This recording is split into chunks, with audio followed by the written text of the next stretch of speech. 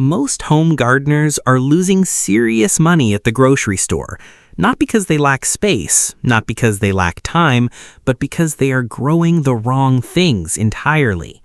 While most beginners plant whatever looks good on the seed rack, a quieter group of home growers has figured out something more useful.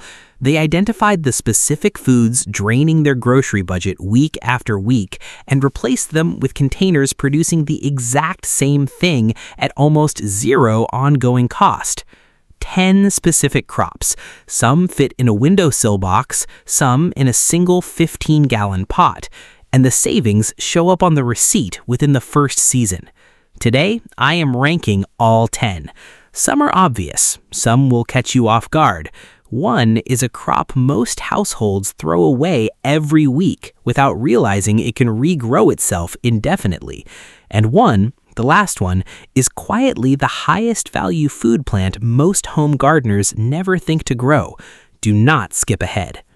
Before we get into it, drop your growing zone in the comments, or just your country or region. I'm always curious where this community is gardening from, and it shapes what comes next on this channel.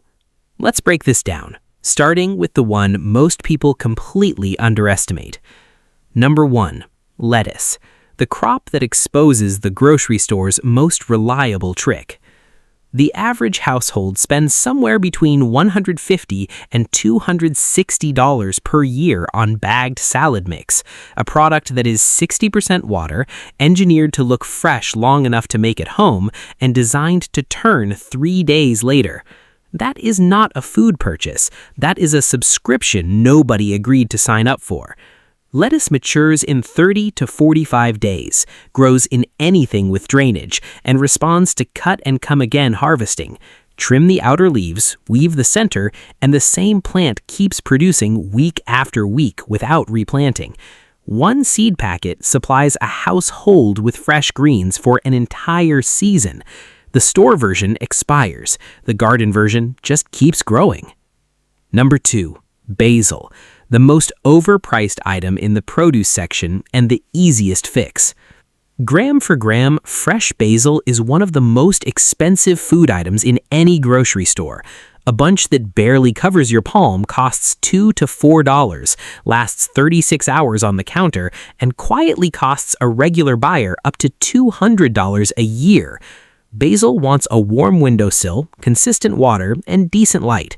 That's the complete care list.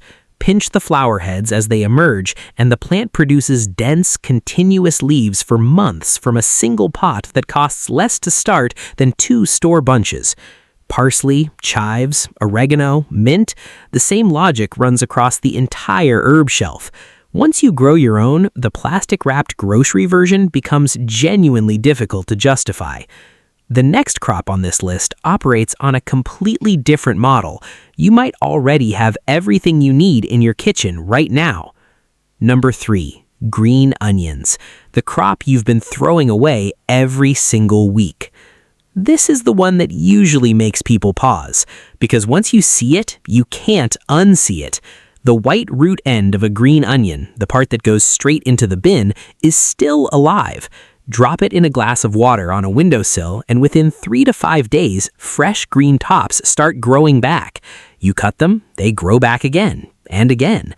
No replanting, no extra cost, no real effort.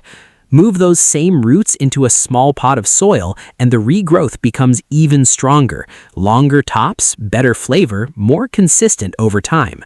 One bunch from the store turns into a permanent, self-replacing kitchen supply. Most households have been throwing this away for years without realizing it. Once you try it once, you don't go back. Number 4, tomatoes, the crop the grocery store does not want you to understand. The grocery store tomato you've been eating your entire life is not what a tomato actually tastes like. Commercial tomatoes are bred for shelf life and supply chain survival, harvested underripe, shipped long distances, finished with ethylene gas before they hit the aisle. The result is a fruit that looks acceptable and delivers almost none of what a tomato is capable of. A tomato ripened on the plant and eaten the same afternoon it comes off the vine is a categorically different experience. Most people who taste one describe feeling genuinely annoyed they waited this long. The financial case adds to it. Store tomatoes run $2 to $5 per pound. A single container plant produces 10 to 15 pounds across a season. Cherry varieties are the correct starting point. Faster, more forgiving, productive regardless of conditions. 12-inch container, something to climb, 6 to 8 hours of direct sun. That's the complete setup. Number 5. Spinach. The crop most beginners plant the wrong time and then blame themselves for. Most beginners try spinach in summer, watch it bolt in 2 weeks, and conclude they failed. They did not. They planted a cool season crop in the wrong season, and nobody told them that distinction existed. Spinach belongs in the shoulder seasons, early spring and early autumn. It is not competing with tomatoes and peppers. It is working the months when those plants do not exist yet, filling gaps that would otherwise produce nothing. Baby leaves are harvestable in 3 weeks from sowing, full leaves in 6. When warm weather arrives and the plant bolts, that is not failure. That is weeks of free produce already delivered. Get the timing right. That is the one skill this crop requires. The next crop on this list is the most aggressively productive vegetable in home gardening. The challenge is not growing it. The challenge is keeping up with what it gives you. Quick question. How often do you end up throwing away half a bag of greens? Number 6, zucchini, the crop that will produce more than you planned for, significantly more. 10 pounds of fruit per week from a single plant. That is not an exceptional season. That is what a healthy zucchini plant produces at peak summer as an unremarkable baseline. There is a long-running observation in the gardening world that the only real problem with zucchini is managing the output. Experienced growers have been known to leave bags on neighbors' porches anonymously because at a certain point there is genuinely more coming off one plant than any household can consume. Grow it in a 15-gallon container. Harvest while the fruit is still 6 to 8 inches long. Regular picking signals the plant to keep producing. Leave fruit on too long and output slows considerably. The more aggressively you harvest, the more aggressively it produces. Once that relationship clicks, this plant runs itself through the entire season. Number 7. Peppers. 20 fruits per plant from a crop most people only ever buy by the bag. A single bell pepper costs $1 to $2 at current grocery prices. A bag of 3 or 4 regularly runs $5 to $7 for a vegetable that appears in everyday cooking multiple times a week in most households. A well-established pepper plant produces 20 or more fruits across a season. They are slower to start than tomatoes, which is why young transplants from a garden center are the correct beginner move. Skip the germination phase entirely. Start with what is already growing.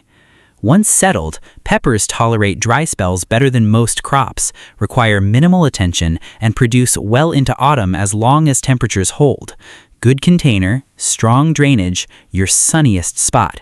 Set it up once and the plant manages the rest. 3 crops left. Most beginners skip these entirely, and that's a costly mistake because number 9 produces through the middle of winter when everything else on this list has finished, and number 10 is the highest value crop here and the one most home gardeners never think to grow. Stay with me. Number 8. Radishes, the fastest feedback loop in home gardening and why it matters more than most people realize. 20 to 30 days from seed to harvest, faster than most vegetables take just to establish a root system. In early American homestead gardens, radishes were planted first, not because they were the most valuable crop, but because they were the fastest confirmation that something was working. That logic has not changed. A beginner who harvests radishes in week 3 stays in the garden at week 12. A beginner who plants tomatoes in April and waits until July with no certainty anything is going right, that is a beginner who quietly gives up before the season delivers. Gardening confidence is built on completed harvests. Radishes build it faster than anything on this list. Sow a small batch every 2 weeks for a rolling harvest across the entire season, rather than a single oversupply. Small crop, large lesson. Number 9. Kale, the crop most people give up on before they discover what it does in winter. Kale grown in summer is adequate. Kale harvested after the first autumn frost is a genuinely different product. When temperatures drop below freezing, kale converts stored starches into sugars. Frost does not damage it. It triggers a biochemical shift that makes the leaves measurably sweeter and tenderer than anything produced in the warm months. The gardeners across northern Europe who grew kale through hard winters for centuries were doing it not out of limited options. They were doing it because the cold weather harvest is the worthwhile one. For anyone gardening in the US, UK, and Canada, that cold tolerance is a direct production advantage.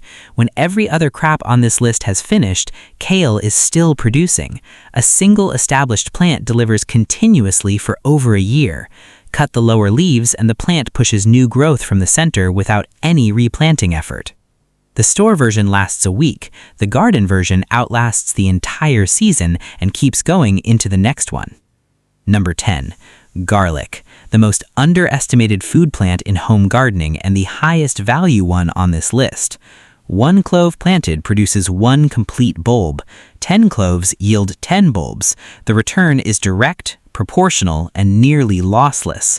No spray schedule, no amendments, no complicated management. Garlic appears in nearly every savory meal across nearly every food culture. Most households buy it the way they buy salt, habitually, without deliberation. But genuinely good garlic is not cheap, and the pale, odorless imported bulbs in a mesh bag under grocery store lights are a diminished version of what this ingredient actually is when grown and cured properly at home. Plant in October or November. Harvest the following summer when the lower leaves die back naturally. Between planting and harvest, the bulbs overwinter in the ground and ask almost nothing of you. The Lewis and Clark expedition carried garlic across thousands of miles of unmapped territory specifically because it stores for months without refrigeration and holds its value through conditions that compromise almost everything else. That durability is identical when you grow it yourself. 1 season of curing your own bulbs, and the store version stops feeling like an acceptable substitute. Grow garlic once, the second year it becomes non-negotiable. Every crop on this list is something you're already buying. The question is whether you keep paying store prices indefinitely or spend one afternoon setting up a container that produces the same thing for the rest of the season. Pick 2 or 3 from this list, the ones that match your space, your season, and what your household actually cooks. Start there. One question before you go: which crop on this list are you starting with? Drop it in the comments. That's where the real conversation happens on this channel. Don't forget to like, share, and subscribe to this channel for more growing videos like this. See you in the next video.